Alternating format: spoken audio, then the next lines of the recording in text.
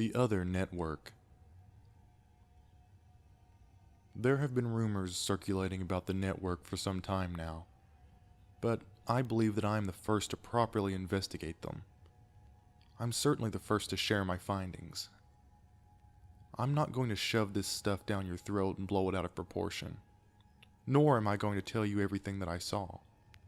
I shall not respond to any messages regarding the matter, but I will leave instructions to those of you who are motivated enough to replicate my trip. I don't know if you've ever been to North Wales. Lots of mountains and valleys, and very few large towns. Mostly rural communities out there. I visited a friend up in Bangor a few times, so I knew the way to the coast. From there, it was a matter of heading south into the foothills of Mount Snowdon. It took a while to find the old research building. It's been abandoned for years, and so the address wasn't on my sat-nav, but a couple of locals out on a hike pointed me in the right direction. If you plan on heading out there, I'd advise asking around. It's easy to get lost out on those country roads. Sure enough, there was the sign that I'd read about, Gwynedd Climate Research Center, just visible through the fading coat of black paint which had been sprayed across the sign. In their place had simply been daubed, End. Passing this charming exterior, I turned up a narrow path where the hedges grew tall and tangled with weeds. I'm not talking narrow like, oh, it's going to be awkward if I meet another vehicle coming the other way. I'm talking grit your teeth the entire way because you can hear the bushes scraping the sides of your car narrow.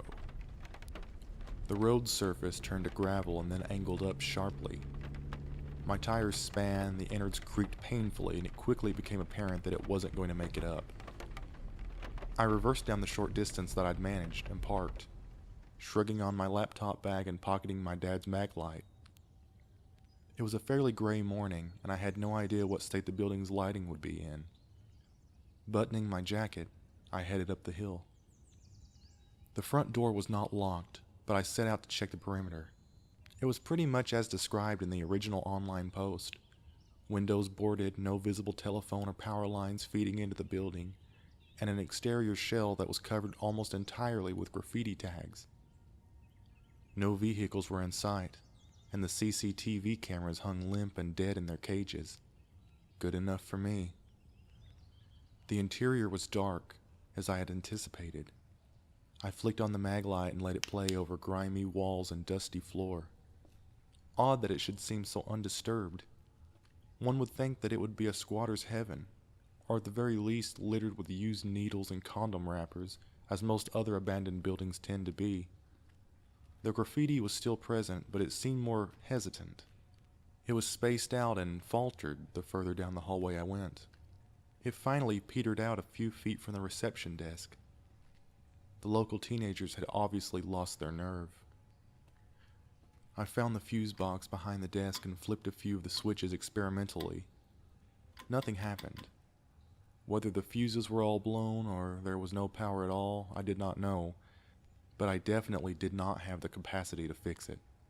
The email that I had received on the matter specifically stated not to worry about the electricity supply. But, and call me a coward if you like, given a choice between functioning lights and creeping around a dark, isolated building on my own, I'd rather the former. After climbing a bare stairwell to the next floor, I was able to stow my light. The windows here were not boarded up, and great cones of sunlight had crept through the empty frames. The only creepy thing about this place was how tidy it was.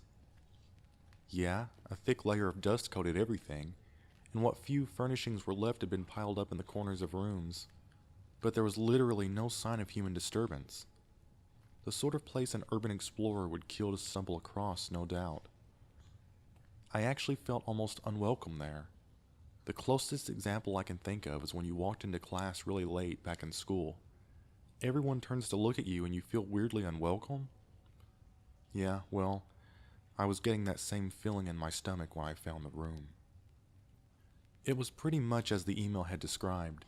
A big, open-plan office layout with marks on the floor and ceiling where the cubicles had once been, and a great reef of office chairs tangled together in one corner. There was only one desk in the room, pushed against the far wall. As I approached it, I noted that, unlike the rest of the building, it was completely devoid of dust. I pulled the laptop out of my bag and set it down. It was a cheap piece of crap 2000 model, which I'd bought online for about £30, reformatted and installed only the basic functions onto. It was specifically for that excursion. I was not going to gamble my personal machine on an interesting story I'd read on the internet. Once booted up, I produced the network cable. It was an old gray one, the kind you attribute with screechy dial-up tones and parents complaining about your hogging the phone lines. One end slotted into the back of the machine, and I looped the other down behind the desk, crouched beneath it, and felt my way along the flaking plaster until my hand brushed the port. My probing fingers discovered a cable already attached, which I unhooked and replaced with my own. When I stood up, I noticed that the cable that I held in my hand was torn, as though the other half had been yanked away so abruptly that the plastic had ruptured and the wires inside snapped. I still have it around my office somewhere, actually. Nothing happened. No icons popped up announcing that I had successfully connected to the network, and the little signal strength symbol in the bottom right of the screen insisted that I was not online. Puzzled, I checked the printout of the email. No mention of this. Perhaps the power being off was an issue, contrary to the given directions. I called up the CMD window and tried sending a ping. A ping, by the way, is a kind of echoed message that the computer can send out to test a connection. It bounces back or receives a response from other machines and servers on the same network as you. To my surprise, I received 2 or 3 automated responses. I was online, all right. The next given step was the internet. My homepage was set to Google, but strangely, the program spent a good few minutes just on a blank white screen before I was redirected to a different search engine. It was similar to Google in its minimalism, empty background with a central text bar, but the address was www.patriotsearch.com. In place of the Google text logo, there was a simple sketch-style picture of a stoic-faced soldier holding a British flag in one hand and a US one in the other. The words Semper Fidelis were scratched onto his helmet. I tried YouTube, but the page briefly 404'd before redirecting me to the Patriot Search website once more. My mouth felt dry as I clicked the search option and headed to the BBC News website. This, it seemed, was still online. As I skimmed the news headlines, any doubts that I'd had quickly vanished. Second American Civil War grows in size and intensity.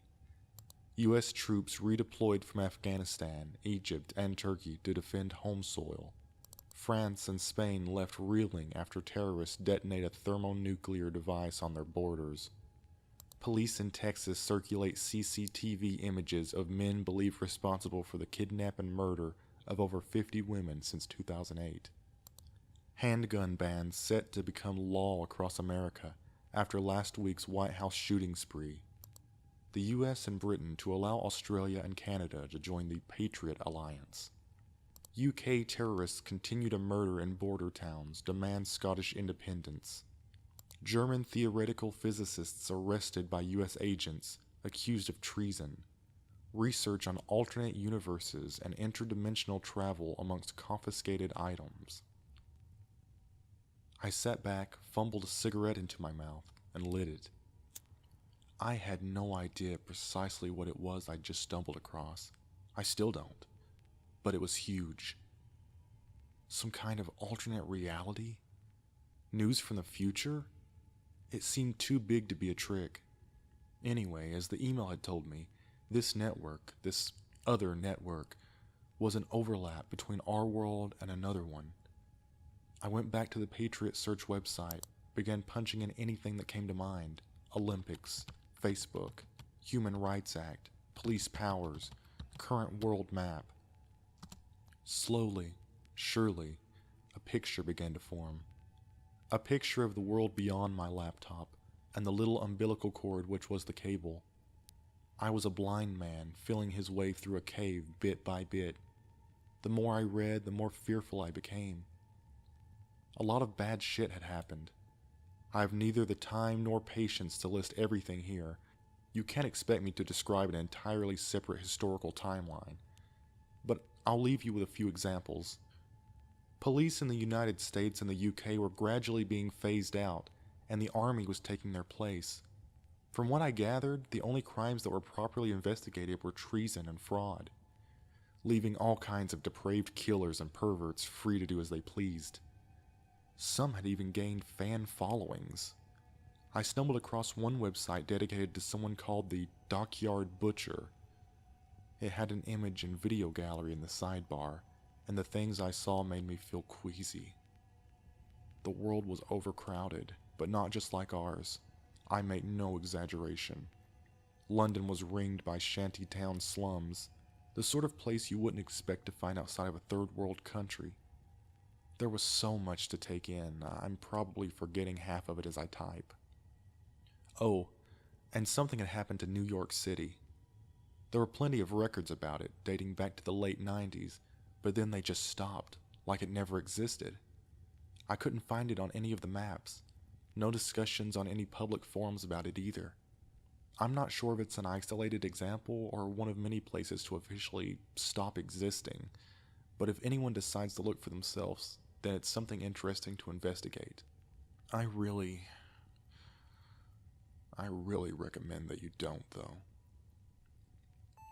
A shrill bleep startled me. I'd left the CMD drive open after testing my connection. It was notifying me of an echoed ping. I reopened the window and, sure enough, I had been pinged. Moments later, a second ping popped up on the feed. A different source, though. The IP address was listed beside the notification. As far as we know, that building is the only one with a connection to the network, meaning that they hadn't come from this side. As I turned to grasp what was happening, a third ping appeared. Something clicked inside my head and I felt my stomach turn. I had grasped blindly into the unknown, and now the unknown was grasping back. People from this other world had felt my clumsy investigations and were, in turn, investigating us. That was when my laptop went crazy. The mouse stopped responding to my usage. In fact, the pointer disappeared completely from the screen. The internet browser instantly froze up and then forwarded me to another website, a blank white screen which loaded almost instantaneously. A file began to load itself onto the machine, its icon a pale, pupil-devoid eyeball, and its name a blank space. Though I wasn't hugely worried about the well-being of the old laptop, the idea that something from this other place was pushing its way into my reality was strangely horrifying. I leapt to my feet, and just as the download reached the 75% mark, I yanked free the cable from the wall. A squeal of static emerged from the computer speakers, and the download bar quivered, frozen on screen. I had dropped my cigarette in the rush, so I sat back, lit another one, and stared at the socket on the wall, scratched and slightly deformed due to my rather rough exit from the world that lay beyond it. I have no idea what the I program was for, and I didn't try to find out. I took the laptop apart then and there, and then carefully ground each piece below my heel. All that's left of its inner workings is a scattering of green plastic shards and bent metal. As for what the future holds for the old climate research building, I have no idea. Gwynedd Council have been talking about demolishing it down for years now, and perhaps one day they'll pull their fingers out and get round to it. I'll be honest, when it's nothing but rubble and ashes, I won't be mourning its loss. Until that time, the socket, a little window into the unknown, is still there. If you desperately want to investigate, I can't stop you. Still, it's plain to see that whatever world the network represents is a cruel and malicious shadow of our own. Just a word of warning to any other would-be pioneers, however. If they try to make contact, ignore them. And if they try to get through, deny them. Scientists believe that should alternate universes exist, then it would be almost impossible to knowingly transfer physical objects from one to the other. Then again, though data is simply electrical impulses, energy, that such a force should be exchangeable between two realities simply paves the way for other, far less desirable visitors. I believe that whatever possibilities the network holds for us are outweighed by the risk. Because what lies just across the veil is not some monster or demon, but a humanity turned cold and hateful. It knows how we think, and it knows we'll come back. If all this hasn't dissuaded you from exploring, then please, please be careful.